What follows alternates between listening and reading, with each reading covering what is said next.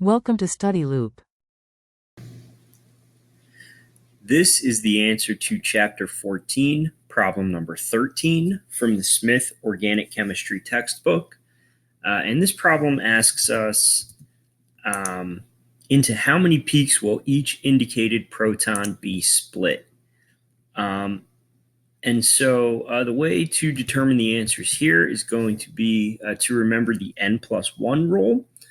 So the signal for a proton or a group of equivalent protons is split by non-equivalent protons on the same carbon or by non-equivalent protons on an adjacent carbon.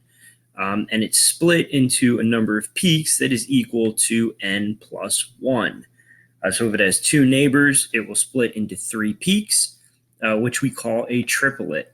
And so I've indicated the different protons with colored arrows here. And so I'm just going to write the corresponding answer in the corresponding color beneath each of these molecules.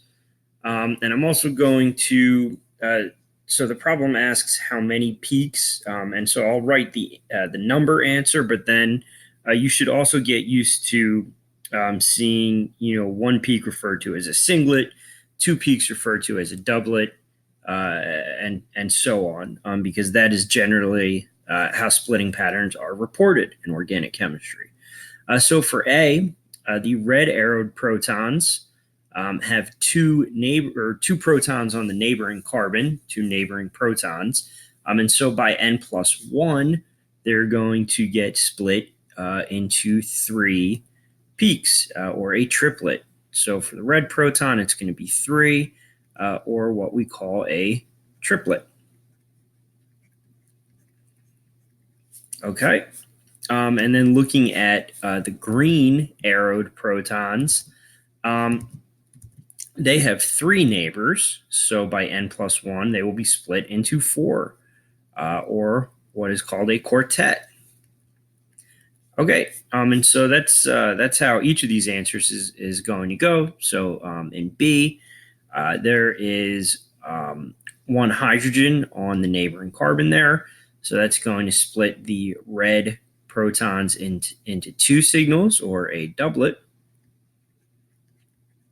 Okay. And so the green arrowed is going to be split by those 3 protons into 4 peaks, or a quartet. And what you'll notice is that each of these protons or groups of protons are splitting what they are split by.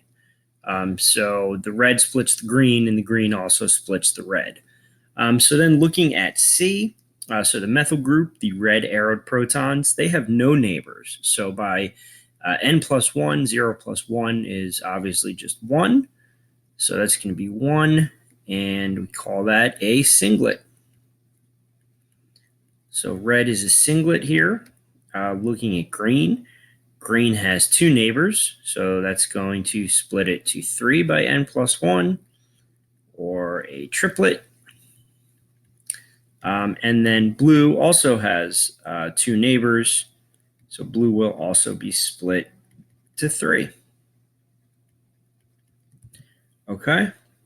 And then the other 3 are on the second page here. So then looking at D, these 2 protons are going to split each other, and so they're each going to split each other to a doublet. So red will be a doublet, and green will be a doublet.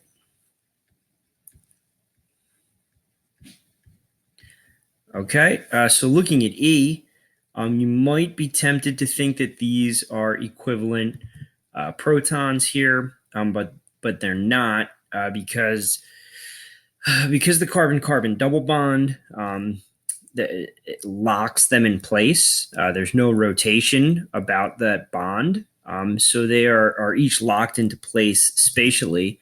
So they are actually going to end up splitting each other. So red again is going to be a doublet, and so will green be.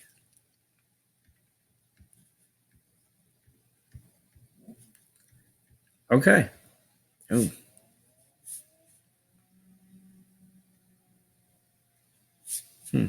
Sorry. Experiencing some lagging issues. Huh. Okay. Dub let. Boy, it really doesn't want to make an L. There we go. Okay, and so lastly, for F, the red arrowed protons have one neighbor, one neighboring proton, and so they will be split to a doublet. And then the green arrowed proton has two neighbors, and so it is going to be split to a triplet.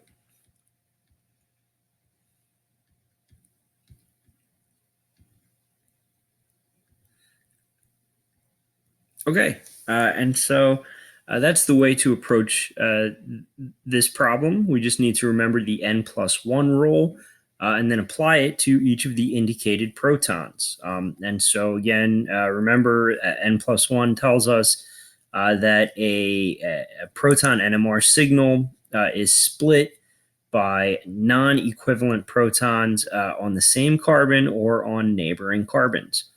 And so that's the answer to chapter 14, problem number 13.